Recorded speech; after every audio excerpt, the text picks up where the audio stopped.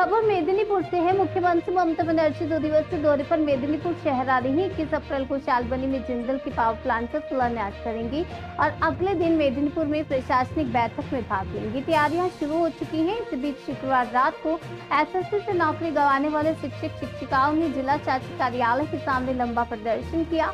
उनकी मांग थी, हमारे लिए सही निर्णय नहीं आया, नौकरी की अवधि सीमित कर दी गई थी और अब हम स्कूल तो जा रहे हैं लेकिन हमारे साथ योग्य शिक्षा कर्मी नहीं है। सिर्फ हम ही नहीं, योग्य शिक्षा कर्मियों को भी स्कूलों में भेजा जाना चाहिए। सुप्रीम कोर्ट के निर्णय के अनुसार योग्य शिक्षकों को दिसंबर माह तक स्कूल जाने की अनुमति मिली है, लेकिन शिक्षा कर्मियों को नहीं। इसी बात पर योग्य शिक्षक सवाल उठा रहे हैं। उनका कहना है, जैसे शिक्षकों की सूची में योग्य शिक्षक हैं, वैसे ही शिक्षा कर्मियों की सूची में भी योग्य लोग हैं। इसलिए जैसे शिक्षकों के मामले में कुछ छूट दी गई है, वैसे ही योग्य शिक्षा कर्मियों के लिए भी छूट की आवश्यकता है। केवल शिक्षक से स्कूल नहीं चलता, शिक्षा कर्मियों का भी सम्मान महत्व है। इसलिए इस विषय पर तत्काल विचार करना चाहिए, अन्यथा आंदोलन जारी रहेगा। इन तमाम मांगों को लेकर नौकरी गंवाए हुए शिक्षक शिक्षिकाओं ने फिर से आंदोलन की रणनीति तैयार की है। जब मेदिनीपुर प्रशासन मुख्यमंत्री के स्वागत की तैयारियों में व्यस्त है, उसी समय इन शिक्षकों ने भी अपनी आवाज बुलंद कर दी है।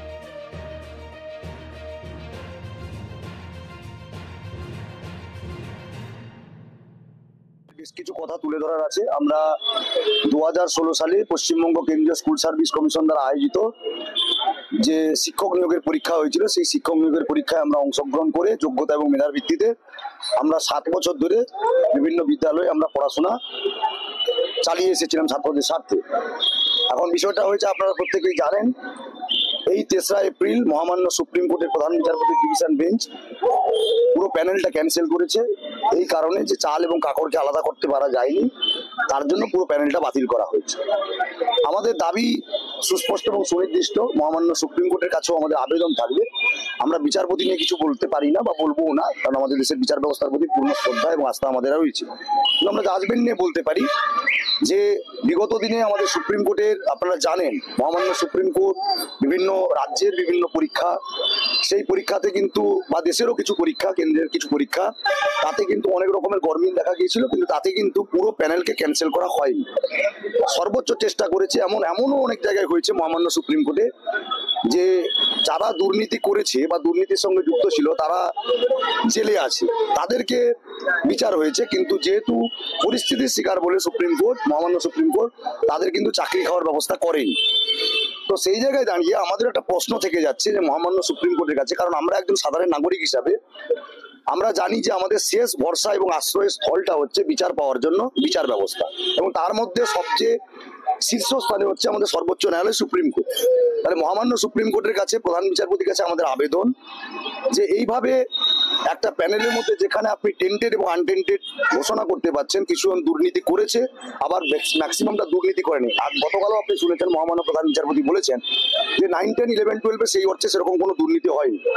তাহলে সেই জায়গায় দাঁড়িয়ে একটা প্যানেলের মধ্যে কিন্তু অনেক একটা হিউজ সংখ্যক বৈধ শিক্ষক শিক্ষিকা শিক্ষাকর্মীরা রয়েছে, তাহলে তাদেরকে পথে বসানোটা কিন্তু ঠিক হচ্ছে না। মানে তাদেরকে মৃত্যু মুখে ঠেলে দেওয়া হচ্ছে, এক প্রকার মৃত্যুর সমান।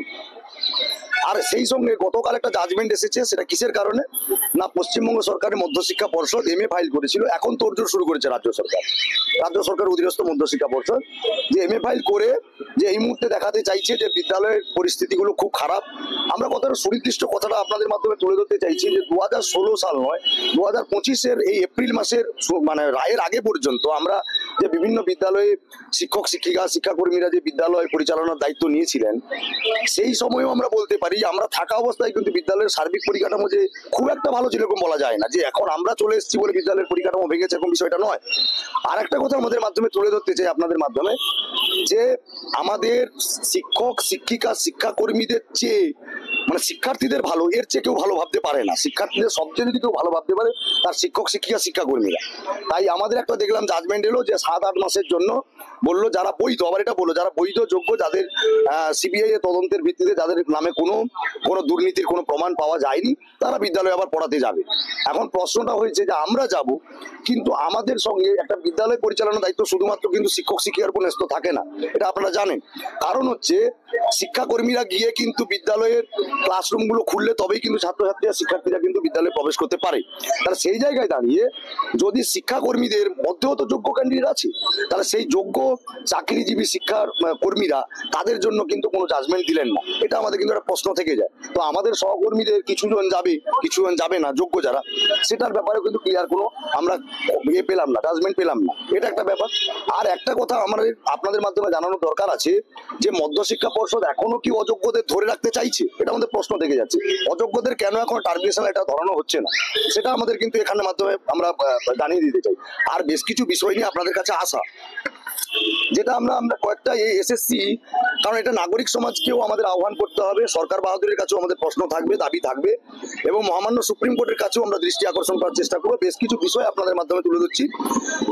দেখুন, এসএসসি পরীক্ষা 2016-তে যেটা হয়েছিল, তাতে কেন্দ্রীয় স্কুল সার্ভিস কমিশন আয়োজিত যে এসএলএসটি এবং আরএলএসটি পরীক্ষার কোশ্চেন পেপার, আপনারা সাংবাদিক বন্ধুরা আপনারাই দেখাতে পারবেন এরকম কোনো আপনাদের কাছে আছে কিনা, কোশ্চেন পেপার লিক বা পরীক্ষা কেন্দ্রে কোনো গোনা টোকাটুকি হয়নি।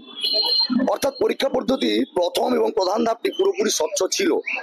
এই সংক্রান্ত কোনো পক্ষের কোনো অভিযোগ এখনো পর্যন্ত নেই। তাহলে পরীক্ষা ব্যবস্থার প্রথম এবং যে প্রাইমারি যে প্রসেসটা, সেই প্রসেস এবং প্রধান ধাপ, সেটা কিন্তু কোনো রকম অস্বচ্ছতা নেই, সেখানে কোনো গণটোকাটুকি বা পরীক্ষা কেন্দ্রে কোনো কোশ্চেন লিকের কোনো সম্ভাবনা ছিল না, এখনো পর্যন্ত নেই। তাহলে এই পরীক্ষাটাকে অবৈধ কিভাবে বলা হতে পারে? দেশের সর্বোচ্চ তদন্তকারী সংস্থা সিবিআই দ্বারা উদ্ধারকৃত সকল ওএমআর শিটের মিরর ইমেজ মহামান্য সুপ্রিম কোর্ট, সিবিআই নিজে এবং বিরোধী পক্ষের আইনজীবীরাও মান্যতা দিয়েছেন।